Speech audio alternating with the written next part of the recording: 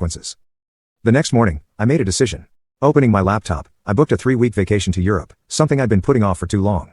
Paris, Rome, Barcelona. I'd visit museums, eat at amazing restaurants, and not think about family drama at all. As I finalized the bookings, my phone lit up with a text from my mother. Your sister got fired yesterday. Now she definitely can't make her mortgage payments. If you don't help, she'll lose her apartment. Is that what you want? I stared at the message, shaking my head at the manipulation. I typed back. What I want is for you all to handle your own problems like adults. I'm going on vacation for 3 weeks. Please don't contact me again. I blocked her number before she could respond, then did the same with my father's and Melissa's. It was drastic, but necessary. I couldn't move forward if I kept getting pulled back into their drama. The day before my flight, I had lunch with my closest friend, Tara. We'd met in college, and she'd been my rock through every career milestone and personal crisis. So, you're really cutting them off? She asked as we settled into our favorite bistro. I already have, I replied, spreading my napkin on my lap. I blocked their numbers, and I told security at work not to let them in again. Well, she stirred her iced tea thoughtfully, are you okay with that? They're still your family. Are they, though? I looked out the window. Family is supposed to support you, care about your achievements, show up when it matters. They've never done any of that. The next day, as I boarded my flight to Paris, I felt lighter than I had in years. The seat next to me was empty, a small luxury on a long flight. I settled in, opened my book, and prepared for takeoff. Just as the flight attendants were closing the doors, my phone pinged with an email notification. It was from an unfamiliar address, but the subject line read, "From Dad." I hesitated, then opened it.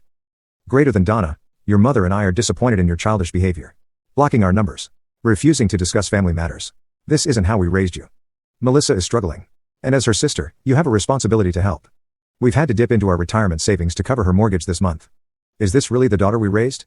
A selfish woman who puts luxury vacations above family needs? Think about your actions while you're gallivanting around Europe. I deleted the email without responding, then put my phone in airplane mode. The engines roared to life, and soon we were climbing above the clouds. Below me, the city grew smaller and smaller, until it was just a speck, and then nothing at all. For 3 weeks, I immersed myself in art, history, and culture. I walked the streets of Paris at dawn, watched the sunset from a Barcelona beach, and ate gelato by the Trevi fountain. I took hundreds of photos, but shared none on social media where my family might see them. These moments were for me alone. On my last night abroad, sitting at a small cafe in Rome, I realized something. I wasn't angry anymore. The hurt was still there, a dull ache beneath my ribs, but the burning resentment had faded. My parents and Melissa had made their choices. And I had made mine. We were all living with the consequences. When I returned home, tanned and refreshed, my apartment felt even more like a sanctuary. On my kitchen counter was a stack of mail, bills, magazines, and a postcard from Tara, who'd gone to Seattle for a conference. Nothing for my family. I unpacked, ordered takeout, and settled onto my balcony with a glass of wine. I was free, not just financially, but emotionally. The path ahead was mine alone to choose, unburdened by expectations and old wounds. I raised my glass to the night sky and smiled.